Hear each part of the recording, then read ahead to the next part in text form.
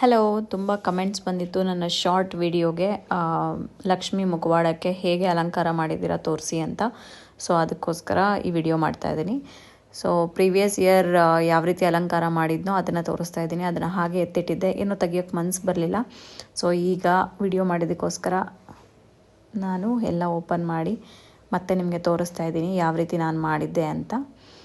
So pins ಎಲ್ಲೆಲ್ಲ ಹಾಕಿದ್ದೆ, ಯಾವ ರೀತಿ ಸೆಕ್ಯೂರ್ ಮಾಡಿದ್ದೀನಿ ಜ್ಯುವೆಲ್ಸ್ನ ಅನ್ನೋದನ್ನು ನಾನು ಮರ್ತೋಗಿದ್ದೀನಿ. ಸೊ ಇವಾಗ ತೆಗಿಬೇಕಾದ್ರೆ ಗೊತ್ತಾಗ್ತಾ ಇದೆ ಎಲ್ಲೆಲ್ಲ ಹಾಕಿದ್ದೀನಿ ಅಂತ. ಸೊ ಇದು ನಮ್ಮ ಮನೆಯ ಲಕ್ಷ್ಮಿ ಮುಖವಾಡ. ತುಂಬ ಚಿಕ್ಕದು ಮುಖವಾಡ ಆ್ಯಕ್ಚುಲಿ, ಆ್ಯಂಡ್ ನನ್ನ ಕೈಯಷ್ಟು ಅಗಲ ಇದೆ ಅಷ್ಟೇ. ಸೊ ಇದಕ್ಕೆ ತಕ್ಕನಂಗೆ ನಾವು ಸ್ಯಾರಿ ಡ್ರೈಪಿಂಗು ಆ್ಯಂಡ್ ಕಲ್ಚರ್ ಸೆಲೆಕ್ಷನ್ನು ಎಲ್ಲ ಕರೆಕ್ಟಾಗಿ ಮಾಡಿಕೊಂಡ್ರೆ ತುಂಬಾ ಚೆನ್ನಾಗಿ ಕಾಣಿಸುತ್ತೆ ಸ್ಯಾರಿ ಡ್ರೈಪಿಂಗು, ಆರ್ ಎಲ್ಸ್ ತುಂಬಾ ಒಂಥರ ಅನ್ಈವನಾಗಿ ಕಾಣಿಸುತ್ತೆ. ಸೊ ನಾನೀಗ ಹೇರ್ ಸ್ಟೈಲ್ ಮಾಡ್ಕೊಳ್ಳೋದಕ್ಕೆ ಪ್ರೀವಿಯಸ್ ಇಯರ್ ನಾನು ಯೂಸ್ ಮಾಡಿದ್ದು ಟಿಶ್ಯೂ ಪೇಪರ್ಸು. ಸೊ ಈ ಇಯರು ಡಿಫ್ರೆಂಟಾಗಿ ತೋರಿಸೋಣ ಅಂತ ಹೇಳಿಬಿಟ್ಟು ಈ ಥರ ನಿಮಗೆ ಬ್ಯಾಗ್ಸ್ ಸಿಗುತ್ತೆ ಅಲ್ವಾ, ಸ್ವೀಟ್ ಬ್ಯಾಗ್ಸ್ ಆರ್ ಸಮಥಿಂಗ್, ಅದನ್ನು ಯೂಸ್ ಮಾಡಿಕೊಂಡು ನಾನು ಹೇರ್ ಸ್ಟೈಲ್ ಹೇಗೆ ಮಾಡೋದು ಅಂತ ತೋರಿಸ್ತಾ ಇದ್ದೀನಿ.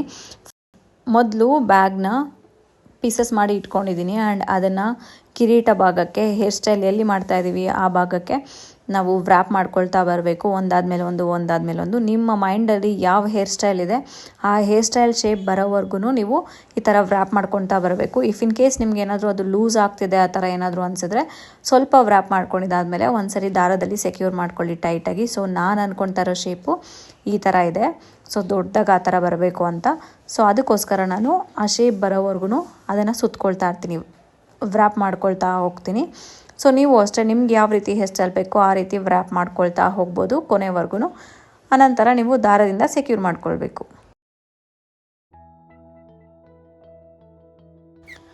ಸೊ ಎಲ್ಲ ಸುತ್ಕೊಂಡಿದ್ದಾದಮೇಲೆ ಈ ರೀತಿ ಕಾಣಿಸ್ತಾ ಇದೆ. ಇದು ನಮ್ಮನೆಯ ಲಕ್ಷ್ಮಿಗೆ ಪ್ರೀವಿಯಸ್ ಇಯರ್ ನಾನು ಮಾಡಿದ್ದಂಥ ಹೇರ್ ಸ್ಟೈಲು.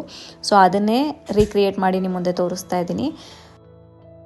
ಸೊ ಈ ಥರ ಎಲ್ಲ ಸುತ್ಕೊಂಡ್ಮೇಲೆ ನೀವು ಕೈಯಿಂದ ಬಿಟ್ಬಿಟ್ರೆ ಅದು ಈಸಿಯಾಗಿ ಜಾರಿ ಹೋಗಿಬಿಡತ್ತೆ, ಎಲ್ಲ ಆಚೆ ಬಂದುಬಿಡತ್ತೆ. ಸೊ ನೀವು ಅದನ್ನು ಟೈಟಾಗಿ ಇಟ್ಕೊಂಡಿರಬೇಕು ಅಂಟಿಲ್ ನೀವು ಆ ದಾರನ ಟೈಟಾಗಿ ಸುತ್ಕೊಳ್ಳೋವರೆಗೂ ಅದನ್ನು ನೀಟಾಗಿ ಇಟ್ಕೊಂಡಿರಬೇಕು ಕೈಯಲ್ಲೇ. ಸೊ ದಾರದ ಹೆಲ್ಪಿಂದ ನಾನು ನೀಟಾಗಿ ಟೈಟಾಗಿ ಮತ್ತೆ ಸುತ್ಕೊಳ್ತಾ ಇದ್ದೀನಿ, ಸೊ ದಟ್ ಅದು ಯಾವುದು ಬಿಚ್ಚದೇ ಇರಲಿ ಅಂತ.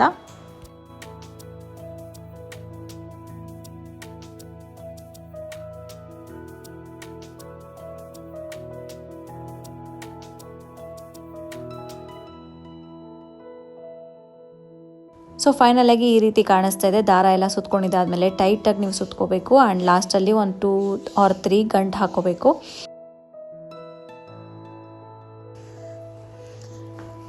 ಇದಾದಮೇಲೆ ಬ್ಲ್ಯಾಕ್ ಉಲ್ಲನ್ ಥ್ರೆಡನ್ನು ತಗೋಬೇಕು. ಅದನ್ನು ತಗೊಂಡು ನಾನು ವಿಡಿಯೋದಲ್ಲಿ ತೋರಿಸ್ತಿರೋ ಥರ ನೀವು ಸುತ್ಕೊಳ್ತಾ ಬರಬೇಕು, ಫುಲ್ ಹೇರ್ ಸ್ಟೈಲ್ ಕವರ್ ಆಗೋವರೆಗೂ.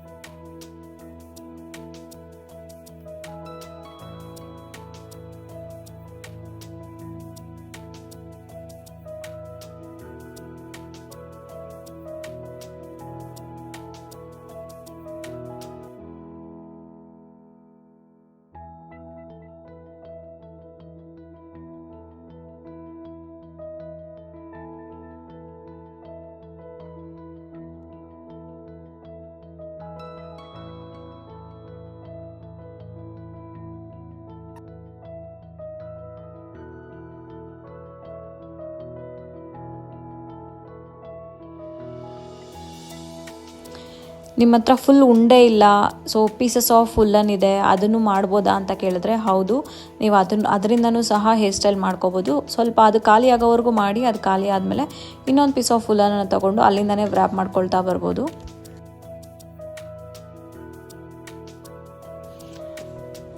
ನೀವು ಲಾಸ್ಟ್ ರೌಂಡ್ ಏನು ಮಾಡ್ತಾ ಇರ್ತೀರಾ ಆಗ ನೀಟಾಗಿ ಗ್ಯಾಪ್ಸ್ ಇಲ್ದಿರೋದನ್ನು ನೋಡಿಕೊಂಡು ವ್ರ್ಯಾಪ್ ಮಾಡ್ಕೊಳ್ತಾ ಬರಬೇಕು, ಯಾವುದೇ ಗ್ಯಾಪ್ ಕಾಣಿಸ್ದೇ ಇರೋ ಥರ.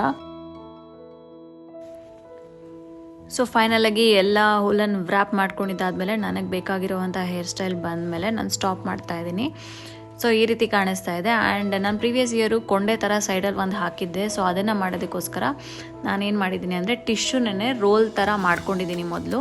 ಆ ರೋಲ್ಗೆ ಮತ್ತೆ ಉಲನನ್ನು ವ್ರ್ಯಾಪ್ ಮಾಡ್ಕೊಳ್ತಾ ಹೋಗಿದ್ದೀನಿ. ಸೊ ನಿಮ್ಮ ಹತ್ರ ಟಿಶ್ಯೂ ಇಲ್ಲ ಅಂದರೆ ನೀವು ಬ್ಯಾಗ್ ಹೋಲ್ಡರ್ಸ್ ಇರುತ್ತೆ ಅಲ್ವಾ, ಅದರಿಂದನೂ ಈ ರೀತಿ ಸುತ್ತಕೊಂಡು ಅದನ್ನು ಕೊಂಡೆ ರೀತಿ ಹಾಕ್ಕೊಂಡು ಯೂಸ್ ಮಾಡ್ಕೋಬೋದು. ಹೋಲ್ಡರ್ ಏನಿರುತ್ತೆ ಅದನ್ನು ನೀವು ಟೈಟಾಗಿ ಫಸ್ಟ್ ಸುತ್ತಕೊಂಡು ರೌಂಡ್ ಶೇಪಲ್ಲಿ ಅದನ್ನು ನೀವು ದಾರದಿಂದ ಮತ್ತೆ ಸುತ್ಕೋಬೇಕು ಟೈಟಾಗಿ. ಸೊ ಆವಾಗ ರೌಂಡ್ ಕ್ಲಿಯರಾಗಿ ರೌಂಡ್ ಶೇಪಲ್ಲಿ ಕಾಣಿಸುತ್ತೆ ಅದು. ಅದಕ್ಕೆ ಮತ್ತೆ ನೀವು ಉಲ್ಲನನ್ನು ಸುತ್ತಕೊಂಡ್ರೆ ಈ ರೀತಿ ಬರುತ್ತೆ.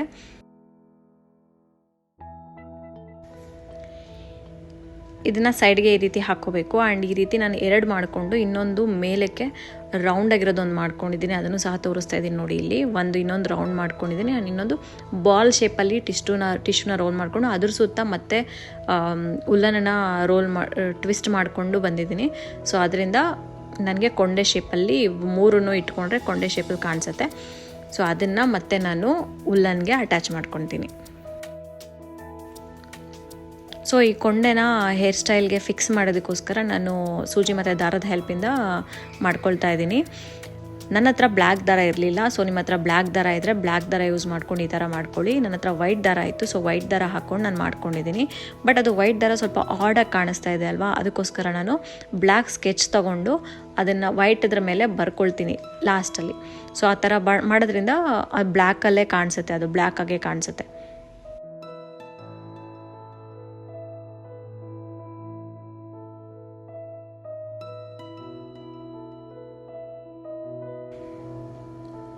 ಕೊಂಡೆ ಇದೆ ಅಲ್ವಾ, ರೌಂಡ್ ಶೇಪಲ್ಲಿ ಇತ್ತಲ್ವ, ಅದಕ್ಕೆ ನಾನು ಸ್ವಲ್ಪ ಫೆವಿಕಲ್ ಹೆಲ್ಪಿಂದ ನನ್ನ ಹತ್ರ ಇದು ಲೇಸ್ನ ಯೂಸ್ ಮಾಡಿಕೊಂಡು ಡೆಕೋರೇಟ್ ಮಾಡ್ಕೊಂಡಿದ್ದೀನಿ.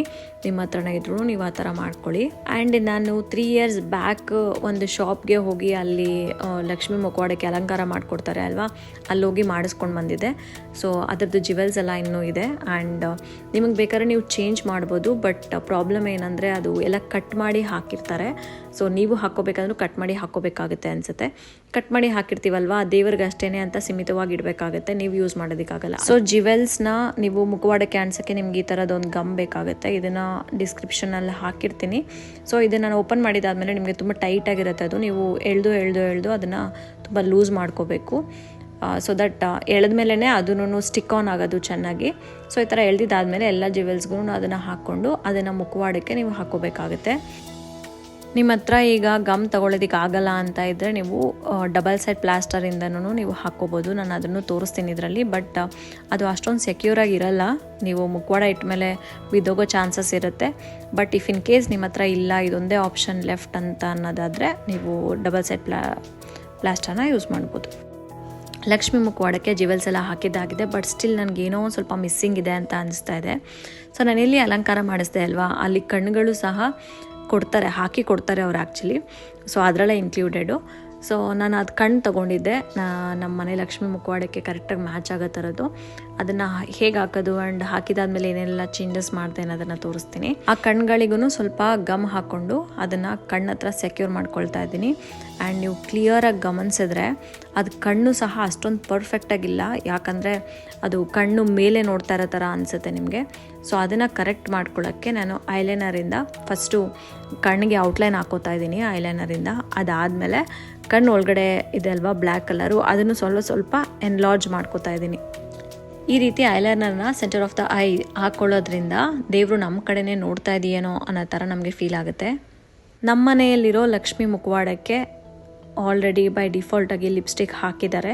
ಸೊ ನಿಮ್ಮ ಮನೆಯಲ್ಲಿರೋ ಲಕ್ಷ್ಮೀ ಮುಖವಾಡಕ್ಕೆ ಲಿಪ್ಸ್ಟಿಕ್ ಹಾಕಿಲ್ಲ ಆ್ಯಂಡ್ ನೀವು ಹಾಕಬೇಕು ಅನ್ನೋದಾದರೆ ನೇಲ್ ಪಾಲಿಶಿಂದನೂ ಹಾಕೋಬೋದು, ಆರ್ ಎಲ್ಸ್ ಲಿಪ್ಸ್ಟಿಕ್ಕಿಂದ ಹಾಕೋಬೋದು, ಆರ್ ಕುಂಕುಮದಿಂದ ಸಹ ಹಾಕೋಬೋದು. ಈ video is all about Lakshmi ಮುಖವಾಡಕ್ಕೆ ಹೇಗೆ ಅಲಂಕಾರ ಮಾಡ್ಕೊಳ್ಳೋದು ಅಂತ. ಆ್ಯಂಡ್ ನೆಕ್ಸ್ಟ್ ವಿಡಿಯೋ ನಾನು ಪ್ರೀವಿಯಸ್ ಇಯರ್ ಯಾವ ರೀತಿ ಸ್ಯಾರಿ ಡ್ರೇಪಿಂಗ್ ಮಾಡಿದೆ ಅನ್ನೋದನ್ನು ನಾನು ತೋರಿಸ್ತೀನಿ.